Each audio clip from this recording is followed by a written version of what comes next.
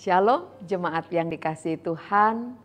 Di GKM Menyapa ini kita akan sama-sama merenungkan satu judul, Anugerah yang Mengubah. Pembacaan firman Tuhan dari Efesus 2 ayat yang ke-8. Sebab karena kasih karunia kamu diselamatkan oleh iman. Itu bukan hasil usahamu tetapi pemberian Allah. Bapak Ibu Saudara yang terkasih, ada satu hal penting yang sering sulit kita mengerti. Keselamatan tidak bisa dibeli. Dalam hidup ini kita terbiasa berpikir kalau mau mendapat sesuatu kita harus bekerja keras. Kalau mau dihormati kita harus berbuat baik. Kalau mau diberkati kita harus rajin dan taat. Tetapi keselamatan tidak seperti itu. Keselamatan bukan hasil dari usaha kita, melainkan pemberian Allah yang penuh kasih yang kita kenal dengan anugerah atau kasih karunia. Kasih karunia Allah bekerja dengan cara yang berbeda.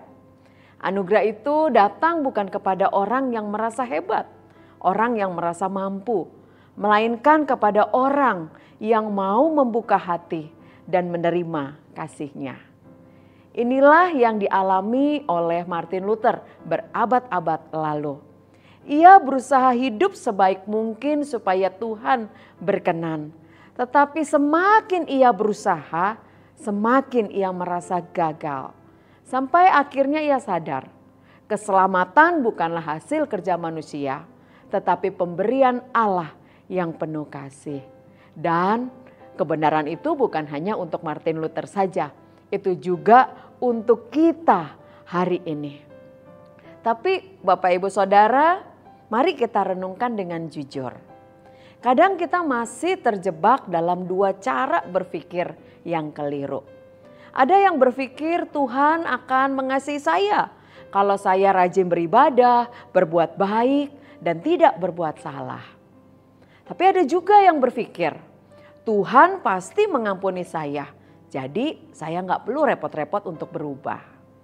Padahal kedua cara berpikir itu sama-sama tidak benar, saudara.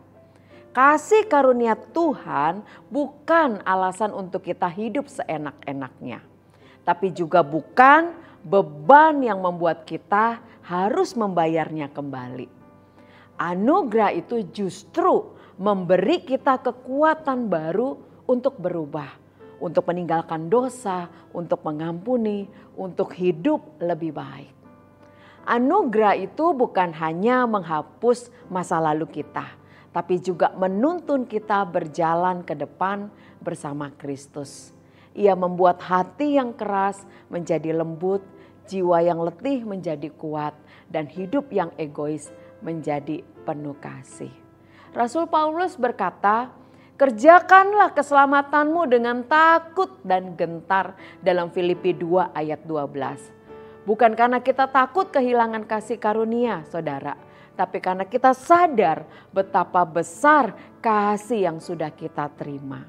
Jadi anugerah bukan sekedar untuk kita syukuri, tapi juga untuk kita hidupi setiap hari dalam cara kita berbicara, bertindak, melayani, mengampuni, dan mengasihi.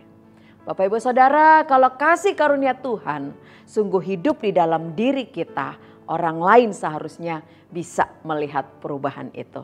Apakah hidup kita masih dipenuhi rasa kagum kepada Tuhan? Atau kita sudah mulai menganggap semua hal ini biasa saja? Ingatlah, anugerah Tuhan tidak hanya menyelamatkan, tapi juga mengubahkan. Amin. Kiranya Tuhan Yesus memberkati kita semua.